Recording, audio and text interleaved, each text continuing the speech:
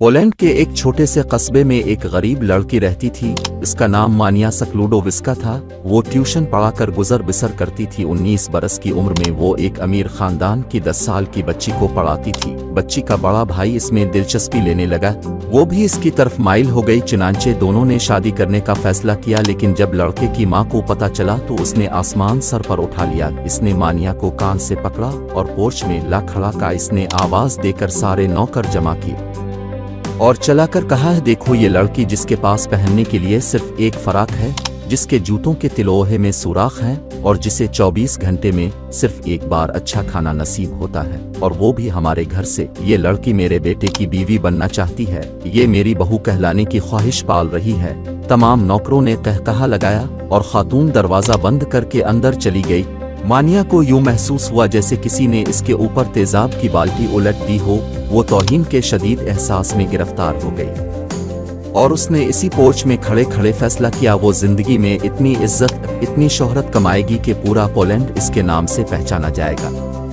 ये 1891 था। वो पोलैंड से पेरिस आई है। उसने यूनिवर्सिटी में दाखिला लिया और फिजिक्स पढ़ना शुरू कर दी। वो दिन में 20 घंटे पढ़ती थी। इसके पास पैसा धेला था नहीं, जो कुछ जमा पूंजी थी वो इसी में गुजर बसर करती थी। वो रोज सिर्फ 1 शिलिंग खर्च करती थी। इसके कमरे में बिजली, गैस और कोयलों की अंगीठी तक नहीं थी। वो बर्फीले मौसमों की रातें कपकपा कर गुजारती थी।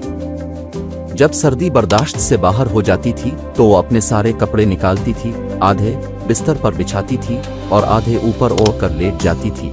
फिर भी गुजारा ना होता तो वो अपनी सारी किताबें हटा के अपनी कुर्सी तक अपने ऊपर गिरा लेती थी। पूरे 5 बरस उसने डबल रोटी के सूखे टुकड़ों और मक्खन के सिवा कुछ न खाया। नकाहत का ये आलम होता था। वो बिस्तर पर बैठे बैठे बेहोश हो जाती थी, लेकिन जब होश आता था तो वो अपनी बेहोशी को नींद करार देकर खुद को तसल्ली दे लेती थी। वो एक रोज क्लास में बेहोश हो गई। डॉक्टर ने इसका मुआयना करने के बाद कहा, आपको दवा की बजाय दूध के एक गिलास की जरूरत है। इसने यूनिवर्सिटी ही में पायरी नाम के एक साइंसदान से शादी कर ली थी। वो साइंसदान भी इसी की तरह मफलूक अलहाल था। शादी के वक्त दोनों का कल असासा 2 साइकिल थे। वो गुर्बत के इसी आलम के दौरान PhD तक पहुंच गई। मानिया ने PhD के लिए बड़ा दिलचस्प मौजू चुना था। उसने फैसला किया वो दुनिया को बताएगी यूरेनियम से रोशनी क्यों निकलती है। ये एक मुश्किल बल्कि नामुमकिन काम था, लेकिन वो इस पर जत गई। तजुर्बात के दौरान इसने एक ऐसा उनसर दरियाफ्त कर लिया जो यूरेनियम के मुकाबले में रोशनी पैदा करता है, और उसकी शुआएं लकड़ी, पत्थर, तांबे और लोहे गरज दुनिया की हर चीज से गुजर जाती हैं। इसने इसका नाम रेडियम रखा। यह साइंस में एक बहुत बड़ा धमाका था। लोगों ने रेडियम का सबूत मांगा। मानिया और पायरी ने एक खस्ता हाल इहाता लिया जिसकी छत सलामत थी और ना ही फर्श, और वो 4 बरस तक इस इहाते में लोहा पगैलाती रहे। उन्होंने तनोतनहा 8 टन लोहा पिघलाया और इसमें से मटर के दाने के बराबर रेडियम हासिल की। ये 4 साल उन लोगों ने गर्मियां हों या सर्दियां अपने अपने जिस्मों पर झीलें। भट्टी के जहरीले धुएं ने मानिया के फेफड़ों में सुराख कर दिए, लेकिन वो काम में जती रही। इसने हार ना मानी, यहाँ तक कि पूरी साइंस इसके कदमों में आ गई।